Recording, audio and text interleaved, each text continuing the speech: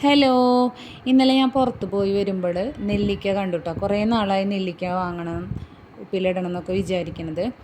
അപ്പോൾ അതേ 2.5 കിലോ നെല്ലിക്ക വാങ്ങിച്ചിട്ടുണ്ടായിരുന്നു. അപ്പോൾ മോനക്ക് ഉപ്പിലിട്ടതാണ് ഇഷ്ടം. അപ്പോൾ അതേ ഒരു ഭരണിയൊക്കെ എടുത്ത് വെച്ചിട്ട് അതിൽ കുറച്ച് പച്ചവെള്ളവും കുറച്ച് ഉപ്പും 3-4 പച്ചമുളകൊക്കെ കീറിയിട്ടിട്ട് ഉപ്പിലിട്ട് അത് മാറ്റി വെച്ചു.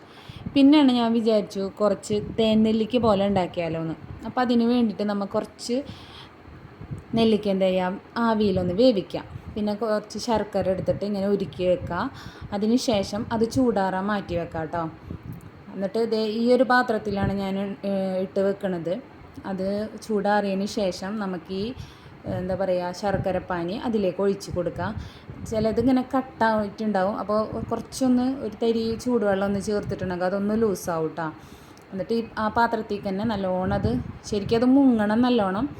എൻ്റെ ഒരു വിധം നല്ലോണം മുങ്ങിയിട്ടൊക്കെ ഉണ്ട്, വലിയ ഇങ്ങനത്തെ പാത്രമായ കാരണം. ഇതൊരു 1 മാസത്തോളം ഇങ്ങനെ അടച്ച്